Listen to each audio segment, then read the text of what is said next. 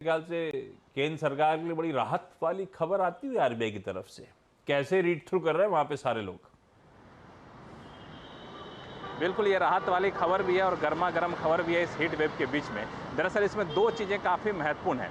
RBI ने decision जो लिया है उसके पीछे वजह क्या है और इसका असर क्या पड़ने वाला है। तो पहले तो आरबीआई का फैसला ये है कि आरबीआई जो है सरकार को डिविडेंड देगी, सरकार के को सरप्लस अपना पैसा दे देगी। वो 2,11,000 करोड़ रुपए के करीब पैसा देगी। और इसके पीछे आरबीआई ने वजह ये बताई है कि आरबीआई का मानना है कि आने वाले दिनों में अर्थव्यवस्था में तेज़ी के रफ्तार बने रहेंगे, इसके पुख्ता संकेत मिल रहे हैं। इसका मतलब ये हुआ कि रिजर्व बैंक के पास आमदनी उनकी होती रहेगी। इस वजह से सरप्लस अमाउंट बचता है जो सरकार को देना है, ये बोर्ड ने फैसला लिया है। और ये सरप्लस अमाउंट जो दिया गया है इसकी दो खास बातें हैं। पहली बात कि अब तक का सबसे रिकॉर्ड है 2.1 लाख करोड़ रुपए।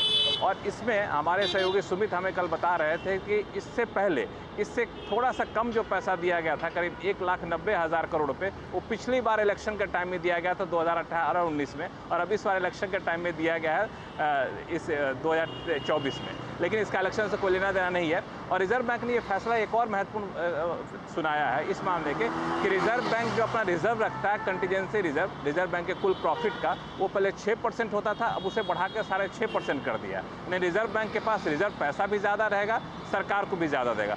सरकार को उम्मीद थी कि मुश्किल से 1-1.25 लाख करोड़ रुपए के आसपास आएगा, लेकिन सरकार की उम्मीद से करीब 82-83 हज़ार करोड़ रुपए ज़्यादा आया है। और अब सरकार इस पैसे का इस्तेमाल अगले बजट में करेगी, जहां पे सरकार फिस्कल डेफिसिट का लक्ष्य घटा सकती है, जहां 5.8% है उसे घटा सकती है। सरकार की जो बोरोइंग है, यानी उधारी जो सरकार लेती है मार्केट से, उसे कम कर सकती है। इसका सीधा असर बाजार में लिक्विडिटी बढ़ेगी, इसके तौर पर माना जा रहा है।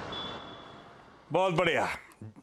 डिविडेंड का bonanza reserve bank of India की तरफ से सबको सरप्राइज करा उस क्वांटम ने, 2,11,000 करोड़ रुपए।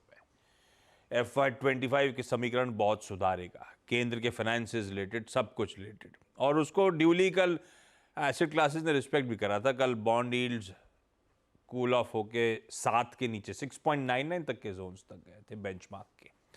खैर, एसबीआई के थ्रू समझते मूड मॉल है कैसा, उस पर बार बार चैनल पे चर्चा भी हुई थी। आज बैंक्स, फाइनेंशियल्स, ओवरऑल मार्केट्स के लिए वैसे अच्छी खबर है। बैती साहब, एसबीआई से समझ लेते हैं, कैसा लग रहा है एसबीआई चार्ट्स पे आपको? खरीदोगे क्या? जी आशीष जी, चार्ट पे सेटअप काफी अच्छा बना हुआ है एसबीआई का। एक कंसोलिडेशन चल रहा है पिछले पूरे मई मंथ में, और हमें लग रहा है कि जिस हिसाब से 20 डैम पे बार बार आके सपोर्ट ले रहा है, वो काफी इंप्रेसिव है। स्टॉक वेल प्लेस्ड है अब 850 तक का मोमेंटम दिखाने के लिए। तो खरीदारी की सलाह रहेगी। जो स्टॉप लॉस इसमें मेंटेन करना है वो 808 रुपए का एक एसएल मेंटेन करे। 835 और 850 के दो टारगेट्स के लिए इसमें खरीदारी की जा सकती है। एसबीआई खरीदारी करने के मौके हो सकते हैं। आज के सेशन में चार्ट्स पे मजबूत वैसे ही नजर आ रहा